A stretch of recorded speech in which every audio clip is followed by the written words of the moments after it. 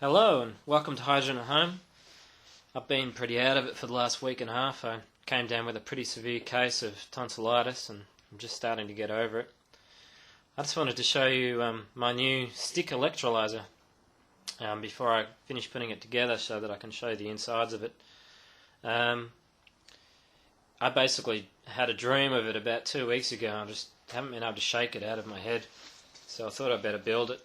It's been a bit of a mission to build. As you can see, it's a lot of bolts and whatnot, a lot of drilling. Yeah, I'll show you the inside. It's basically 7 straps of stainless steel, and I've got connections so that I've got a couple of choices as far as wiring it up. I can either have a positive and negative on each side with 5 neutrals in the middle, or I can have that middle plate wired up as well, so it could be like a positive, neutral, neutral, negative, neutral, neutral, positive sort of setup. As you can see, there's rubber top and bottom, and then the plates are actually squeezed in between that to hold them into place. So yeah, there's no glue holding the plates in place. It's just the pressure from the bolts holding it down. But yeah, I'll put this end plate in, and then I wanted to show you how I've drilled, or how I drill holes, because I know a lot of people have had trouble drilling through this Perspex. So yeah, I'll show you that. Okay, drilling and cutting Perspex. I know a lot of people had problems with this, so I thought I'd better talk about it. I try to get as much of my plastic cut to order as possible, and then if I do need to cut a bit more, I'll either use a jigsaw or I'll use a saw like this. I just find that it can be a lot easier and a lot less chance of me damaging it. And then I'll quite often clean it up on this electric sander here just to get the ends nice and neat. So that's it for that. As for drilling, a lot of people will tell you that a blunt drill bit is best. I personally disagree. I think that you don't want a bit that is too sharp or too blunt. Just one that's been used a few times seems to work the best.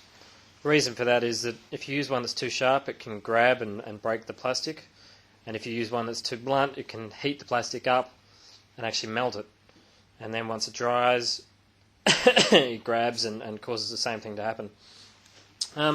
Cordless drills are much better than power drills, mainly because you can set them to a much lower speed, and usually the triggers are a touch sensitive.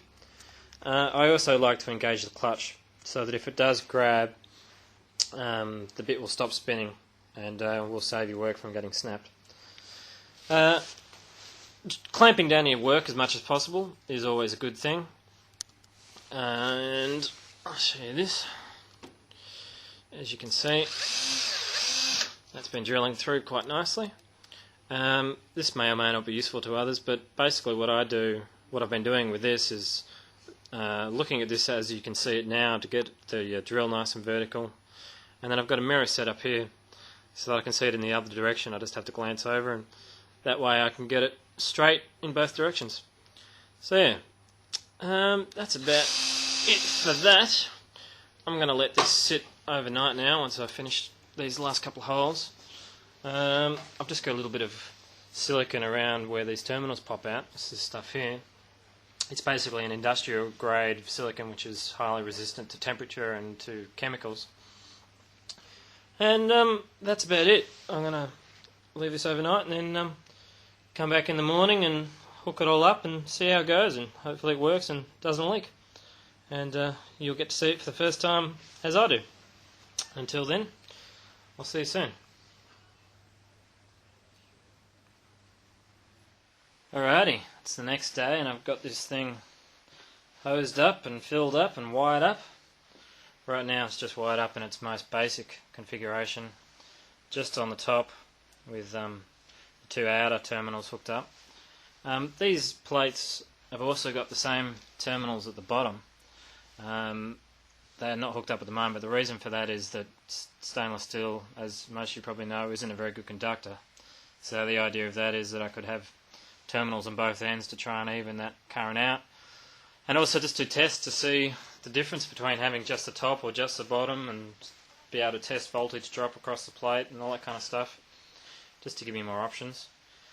The way these hoses and the the water container is hooked up at the moment is how it was in my dream. I suspect it's probably not going to be the best way to do it. There is another way to do it, which I will do if this doesn't work. Testing for leaks. It looks pretty good. I can see a little beadlet forming around this terminal here, so I might have to redo that connection. And apart from that, I guess time of truth. Time to turn it on and see what it does. Alright, here we go. Get a nice close view there. Wow, look at that. That's sitting on 3 amps. Well, rising. This is what I was kind of fearful might happen. It's actually rising up through the pipe. I have to hold the pipe up so it doesn't go all the way through the pipe. I don't know if you can see that or not, but it is circulating through the water bottle. The other way of hooking this up, obviously, isn't to have 2 pipes coming off the top of this, but just to have one going into the bottom of the container and then taking the gas out of the container itself. If you want to see an example of that working, check out Scarecrow Labs. He's got a really good system that does that. I know Zero Fossil Fuels also has one of those cells running as well.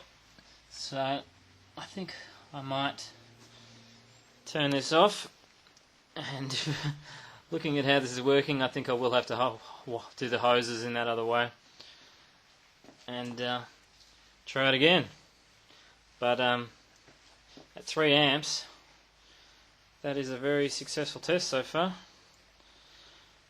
So I'll do all of that and show you soon. Alrighty, I've taken this end cap off so that I can reseal it, because it was had a slight leak. And while I had it off, I thought I'd show you some other little design feature that I incorporated into this. I don't know if you can see that or not, but the neutral plates actually extend out a little bit further than what the positive and negative plates do. The reason I've done that is to try and help insulate the positive and negatives from each other a little bit. Whether or not it'll work, I don't know, but I thought I'd add it in there because it was easy enough to do. I've also added another pipe onto the bottom of this container here, and I also noticed that this was leaking slightly around the top edge, so I'm going to have to seal it up a bit more and let it dry. I don't like this container. I'm going to have to get something better, but for now it'll do. I thought I'd also mention that this unit isn't designed to go into a car. I know some of you are probably watching this going, that's not going to fit in my car, but it's not designed to. It's it would fit in my truck, but it's just a bench test unit, and you know, incorporates a few things that allow me to do a lot of different tests. And that's about it for now. I'll put all this back together tonight and let it dry overnight, and then see how we go tomorrow, run it at some higher amps. Till then, I'll see you all soon.